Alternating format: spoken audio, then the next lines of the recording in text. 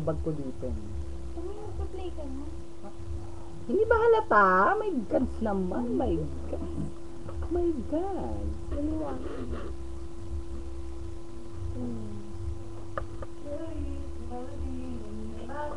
Yan, pagkatawan din. Matiti.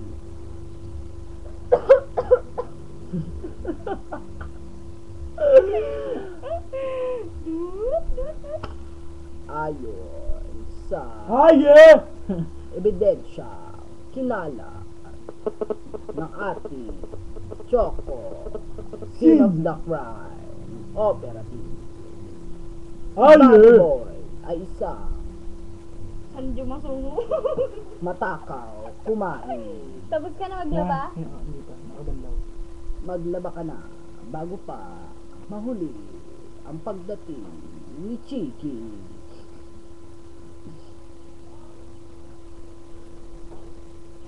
Ako daw ang suspect na yung kumain ho ng ano, ang papaitan dun sa ano. Papaitan ba yun sa Mr. Soko? Mr. Soko, papaitan ba yun nawawala nun? Iboto po natin. Iboto. Noy Noy Villar. Ay. Noy Noy Noy Villar. akin to. Ay, ganun ba? Noy akin to. Tapos si ano, Mar. si Marichan? Marichan ba ito? Mar Victoria. Ano ba kasi sinabi? I know! Sa siniyensya. Lagpas. May lagpas. Lagpas.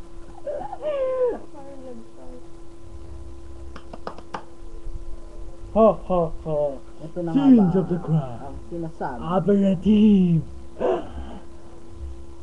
Pwede mo bang bumate? Pwede mo bumate? Okay, bumati na po kayo. Hello po dyan sa ano?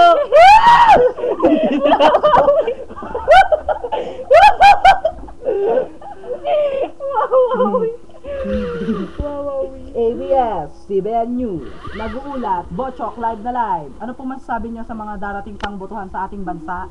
Iboboto ko lahat ng pwedeng iboto basta may lagay na 300. Thank you. Kaya po, Pwede pong bumate.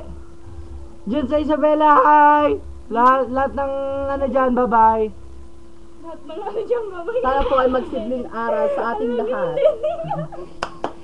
Magsilbing aral sa ating lahat ang nangyari dito sa Victoria na umano ay di napabalitang nagkakaroon ng bayaran sa botohan. Kayong mga kandidato, tumigil na kayo sa inyong pandaraya dahil yan ay hindi makabubuti sa ating munisipal na pamamahala. At yan po, nag-uulat muli, Bochok Diaz, ABS-CBN News. Thank you! Muli pa lang nagbabalik, ayon sa ating nakuwang at nakalap na impormasyon, may mga ilang kandidato rito sa Victoria na hindi pa rin tumitigil sa pandaraya. Victoria nga ba ito o Pilipinas? Amerika? Mas masahol pa tayo sa isang malansang isda. Hindi nyo ba alam nyo, naghirap sila dito sa ating Pilipinas. Para ipagtanggol ang Pilipinas, si Dr. Jose Rizal ay pinatay ng mga Kastila. Bakit kayo ganyan magsalita? May guts naman. Mayor Angeles, pinagsasabi mo, pangit. Nananawagan po ang isang anak, ang kanyang nanay ay nawawala. Nay, kung nasan ka man, sana Diyan ka na lang. diyan ka na lang. Hindi, joke lang yun. Gina-joke ko lang kayo, pero ito, nananawagan po ako. Tumawag lang po kayo sa hotline na 0921-237-1066.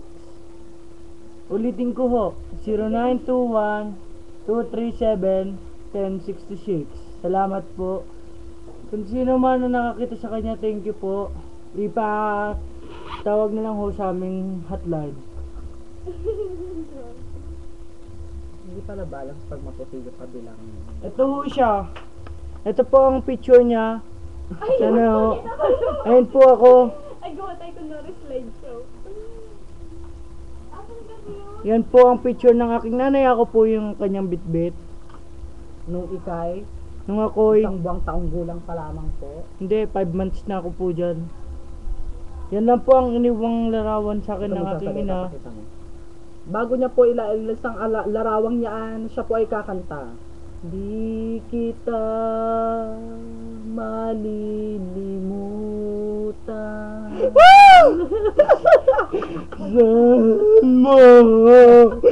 At natapos na po ang interview ko kay Mr. Angeles of Isabela. Meron pong bagong interview ngayon. Okay, pass!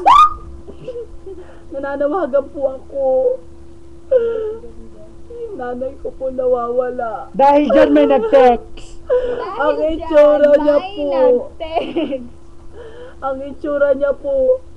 Malaki yung isang mata, pango yung ilong. Huwag mo nang hinanapin. Pandak, walang ngipin. Maluga. Ulam. Maitim, kulot. Tugking. Kakaawa ka na, tama na. May ketong po siya sa mukha at maraming tigyawat. Tama na. Huwag mo dibdibin. Huwag mo dibdibin.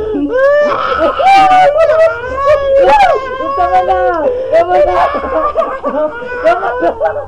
Tama na. Ay, tama na. Tama na.